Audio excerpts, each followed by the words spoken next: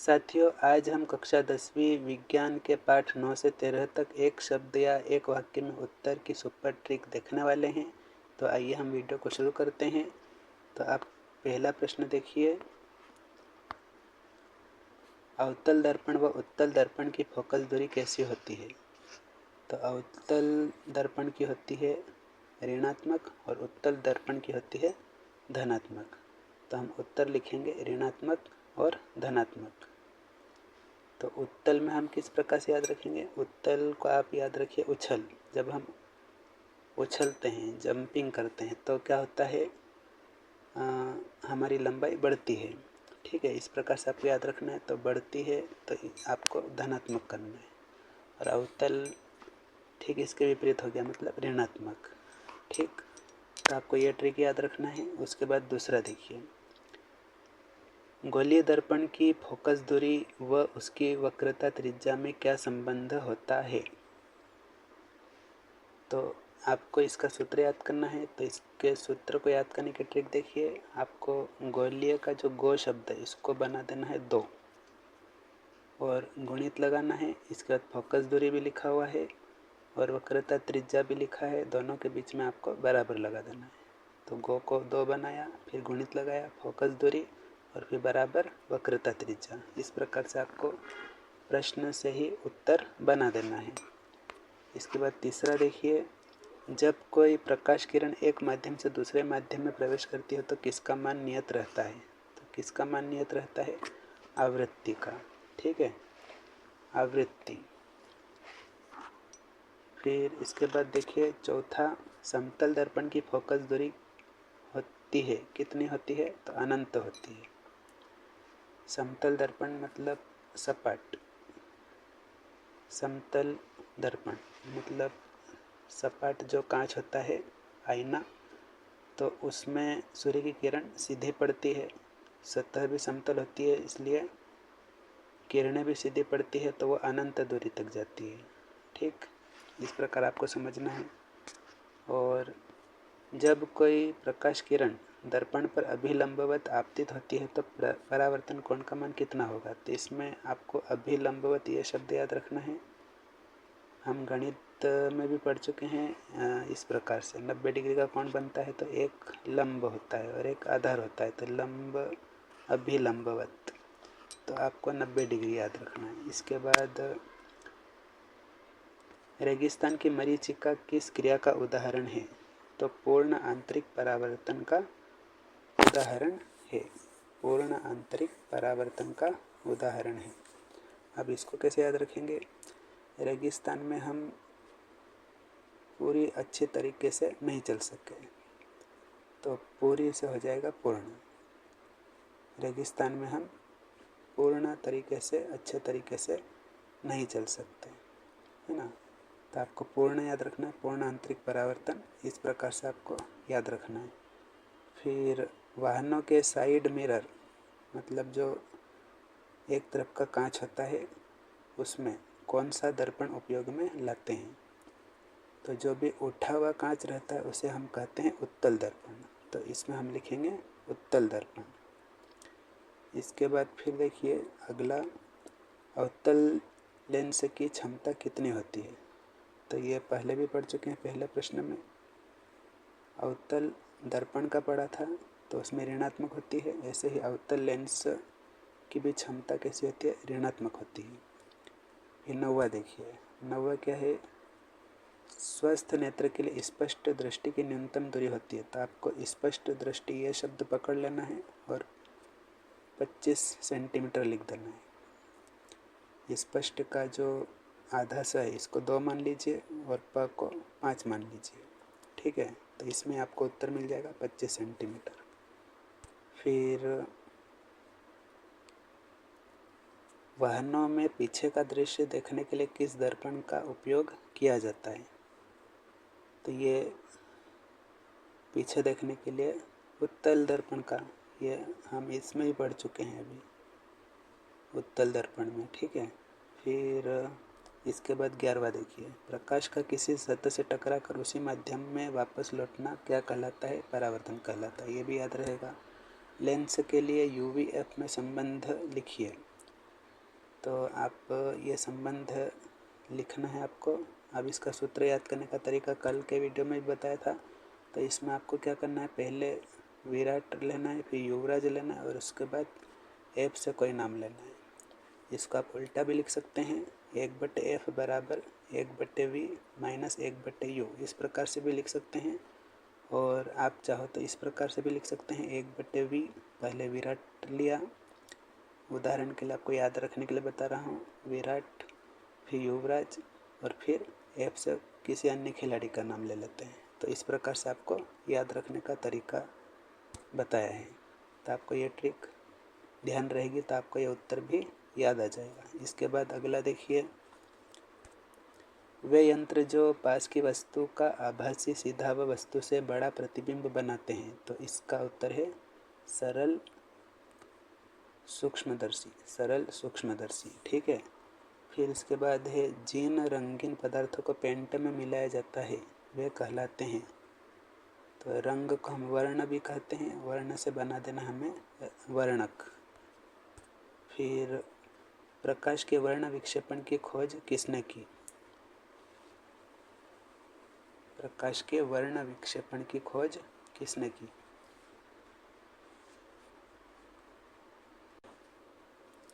तो इसमें आपको इस प्रकार से याद रखना है कि प्रकाश के वर्ण विक्षेपण की खोज किसने की। तो आपको न्यूटन किस प्रकार याद रखना है, तो आपको वर्ण का व लेना है और विक्षेपण का व लेना है, वो दोनों को बोलना है वाह वाह। वाह वाह न्यू ड्रेस खरीदी या कुछ भी न्यू हमने खरीदी। ठीक है। तो वाह वाह से आपको याद रखना है न्यू, न्यू से आ जाएगा न्यूटन। ठीक। तो जब भी वर्ण विक्षेपण दिखे तो आपको न्यूटन लिखना है, वाह वाह याद रखकर। इसके बाद चौथा देखिए, आकाशीय पिंडों को देखने के लिए किस यंत्र को उपयोग में लाया जाता है? तो आकाशीय को ही हमें खगोलीय बना देना है। आकाश को हम खगोल भी बोलते हैं, आकाशीय को हम खगोलीय बोल देंगे, खगोलीय दूरदर्शी। आकाश कहाँ होता है, दूर होता है, इसलिए हम दूरदर्शी का उपयोग करेंगे। इसके बाद फिर अगला देखिए, प्राथमिक रंग कौन कौन से हैं? तो लाल, हरा, नीला। कौन कौन से?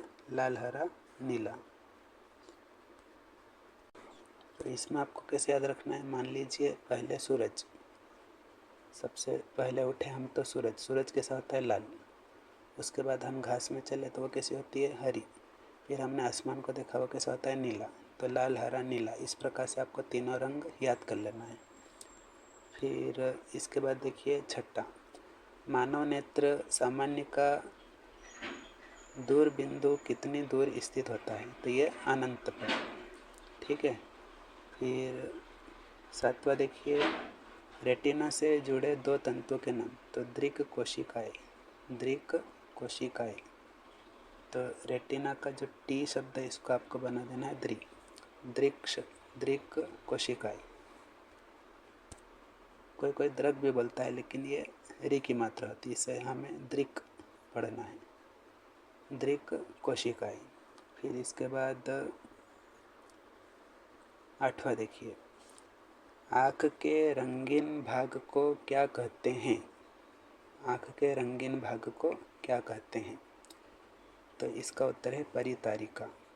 तो इसका उत्तर आप कैसे याद रखेंगे, मान लीजिए आप सीआईडी देख रहे हैं और उसमें तारिका मैम को आपने देखा और वो रंगीन कपड़े पहन कर आई थी, तो वो परी जैसी दिख रही थी, परितारिका। इस प्रकार से आपको परितारिका याद रखना है। आँख के रंगीन भाग को क्या कहते हैं? तो परितारिका। फिर इसके बाद नौवां देखिए, मानव नेत्र का कौन सा भाग नेत्र में प्रविष्ट होने वाले प्रकाश की मात्रा को नियंत्रित करता है? मानव नेत्र का कौन सा भाग नेत्र में प्रविष्ट होने वाले प्रकाश की मात्रा को नियंत्रित करता है? तो पुतली, जो हमारे आँख की पुतली होती है वो प्रकाश की मात्रा को नियंत्रित करती है। फिर इसके बाद 10वां देखिए, श्वेत प्रकाश के वर्ण क्रम में 7 अवयवी रंगों का क्रम लिखिए। तो इसमें आपको इंद्रधनुष के जो 7 रंग होते हैं वो याद रखना है। तो उसका सूत्र है बेजानी हप्पी नाला। तो आपको सूत्र नहीं लिखना है, आपको सारे रंगों के नाम लिखना। तो ये मैंने यहाँ पर सूत्र लिखा है, आपको सारे रंगों के नाम लिखना है। बे से बैंगनी, जा से जामुनी, नी से नीला, ह से हरा, पी से पीला, ना से नारंगी और ला से लाल। तो बेजानी हप्पी नाला, इस प्रकार से आपको याद रखना है। सारे रंगों के नाम लिख देना है। 7 अवयवी रंग है। और 11वां देखिए, अब मानव नेत्र के लिए निकट बिंदु की दूरी कितनी होती है।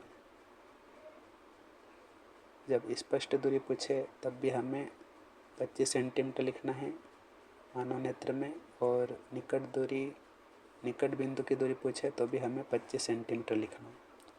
इसके बाद अगला पाठ लीजिए, विद्युत धारा का वह प्रभाव जिसके कारण विद्युत अपघटन की क्रिया होती है। तो ऐसा कौन सा प्रभाव है विद्युत धारा का जिसके कारण विद्युत अपघटन होता है। तो कौन सा प्रभाव, धारा का रासायनिक प्रभाव। दूसरा देखिए, ऐसे द्रव जिसमें धारा प्रवाहित करने पर संरचना नहीं बदलती। तो विद्युत अपघट्य, ये आपको याद रखना है।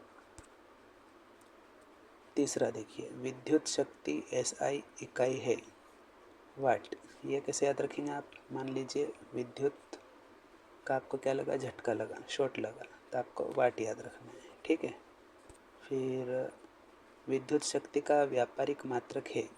विद्युत शक्ति का व्यापारिक मात्रक है, तो इसमें आप किलोवाट प्रति घंटा इस प्रकार से लिखेंगे। अब याद कैसे रखेंगे। तो शक्ति मतलब पावर।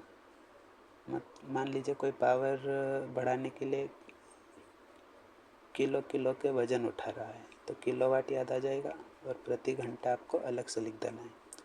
5वां देखिए, ऊर्जा का SI मात्रक है, तो क्या है, जूल।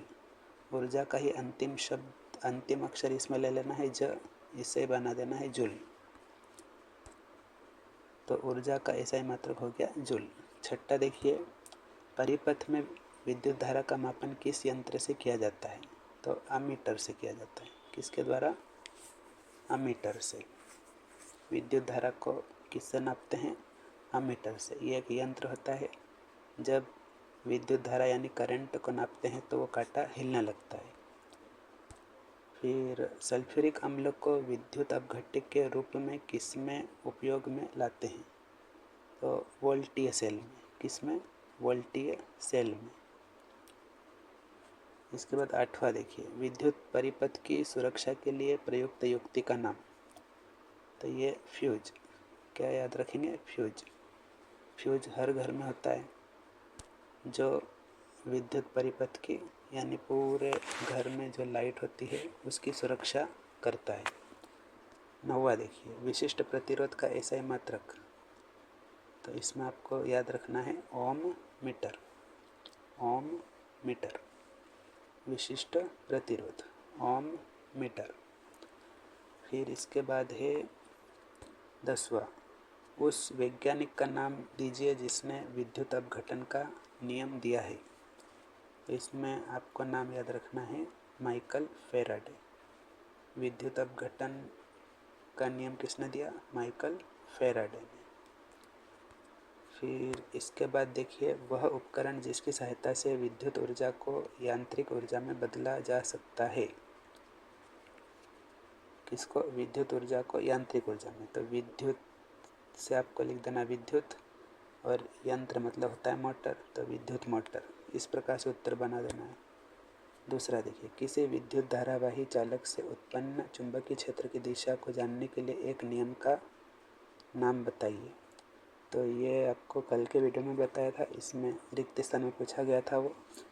तो जब प्रश्न इस प्रकार से हो, चुंबकीय क्षेत्र की दिशा को जानने के लिए, तो जब दिशा को जानने के लिए इस प्रकार से शब्द आए, तो आपको दिशा से आपको दाहिने हाथ के अंगूठे का नियम इस प्रकार बना देना। और यदि दिशा के स्थान पर बल आई लिखा हुआ लास्ट में, तो आपको बाएं हाथ के अंगूठे का नियम लिखना है। तो यहाँ पर चुंबकीय क्षेत्र की दिशा में ये शब्द आया दिशा शब्द, तो आपको दाहिने हाथ के अंगूठे का नियम ये लिख देना है। इसके बाद अगला देखिए, विद्युत रोधी चालक तारों के अनेक फेरों से बनी बेलनाकार आकृति को कहते हैं। तो फेरे मतलब होता है परिक्रमा, और बेलनाकार से बना देना आपको नालिका। तो परिक्रमा का परि शब्द लेना है और बेलनाकार ये इससे आपको बना देना नली का शब्द, ठीक है। फिर इसके बाद चौथा, जब किसी चालक को विद्युत धारा प्रवाहित की जाती है उसके चारों ओर कौन सा क्षेत्र उत्पन्न हो जाता है। तो इसका उत्तर लिखेंगे हम चुंबकीय क्षेत्र। इसके बाद है विद्युत विभव को मापने के लिए कौन से यंत्र का उपयोग होता है। तो हम लिखेंगे वोल्टमीटर। विद्युत विभव 2 बार वी है तो आपको वोल्ट मीटर इस प्रकार से याद रखना है, विद्युत विभव वोल्ट मीटर। फिर विद्युत परिपथ की सुरक्षा के लिए प्रयुक्त युक्ति का नाम, यह पहले भी आ गया था, फ्यूज तार। फिर इसके बाद देखिए चुंबक और कुंडली के मध्य सापेक्षिक गति के कारण कुंडली में उत्पन्न विद्युत धारा क्या कहलाती है। तो प्रेरित विद्युत धारा क्या कहलाती है, प्रेरित विद्युत धारा। फिर इसके बाद अगला देखिए, घरों में प्रयुक्त होने वाली प्रत्यावर्ती धारा की आवृत्ति होती है तो 50 हर्ट्ज होती है। इसको कैसे याद रखेंगे, मान लीजिए जो पावर सप्लाई से हमें घर में जो बिजली मिलती है वो 50-50% मिलती है, तो इस प्रकार से आपको याद रखना है। तो 50 हर्ट्ज आपको याद आ जाएगा।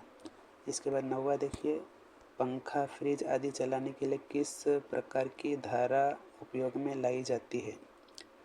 तो पंखा फ्रिज आदि हम चलाते हैं तो एसी याद रखना है। एसी का यह हिंदी नाम हो गया प्रत्यावर्ती धारा। इसके बाद 10वां देखिए, इसमें भी हमें प्रत्यावर्ती धारा लिखना है। घरेलू परिपथ में किस प्रकार की धारा, दोनों को घुमा फिरा कर पूछ लिया है।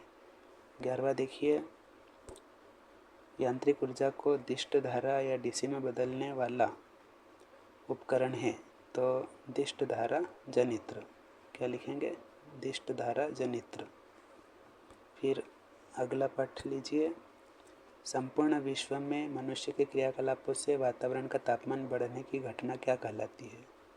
तो इसमें वातावरण का तापमान बढ़ने की घटना तो ग्लोबल वार्मिंग कहलाती है। क्या कहलाती है, ग्लोबल वार्मिंग।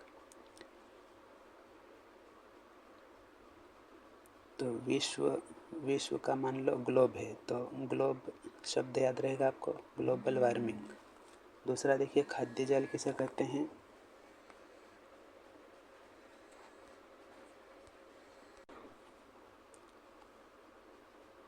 खाद्य जाल किसे कहते हैं, खाद्य जाल आप पाठ में पढ़ चुके हैं कि एक जीव जिंदा रहने के लिए दूसरे जीव को खाता है, फिर वो जीव जिंदा रहने के लिए फिर किसी और जीव को खाता है। इस प्रकार से खाद्य जाल या खाद्य श्रृंखला चलती रहती है और यह जो जाल है वह खाद्य जाल कहलाता है। उदाहरण में आप बता सकते हैं, जैसे हिरण घास खाता है, फिर हिरण को शेर खाता है। इस प्रकार से आपको उदाहरण बताना है। फिर तीसरा देखिए, पौधे अपना भोजन किस प्रक्रिया द्वारा बनाते हैं। तो प्रकाश संश्लेषण की प्रक्रिया द्वारा बनाते हैं। जो पदार्थ सूक्ष्म जीवों द्वारा अपघटित होते हैं क्या कहलाते हैं। तो जैव निम्नीकरण कहलाते हैं। फिर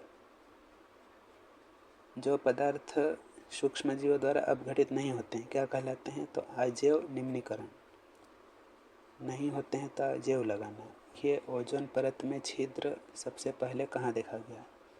तो अंटार्कटिका में देखा गया, अंटार्कटिका में देखा गया।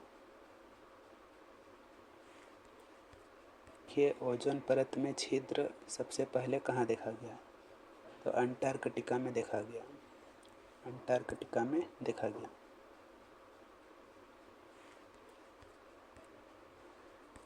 तो साथियों, ये थे कक्षा 10वीं के विज्ञान के पाठ 9 से 13 तक के छोटे छोटे प्रश्न, और जिनके उत्तर भी हमने एक एक शब्द या एक एक वाक्य में दिए। तो मिलते हैं नेक्स्ट वीडियो में, तब तक के लिए जय हिंद जय भारत।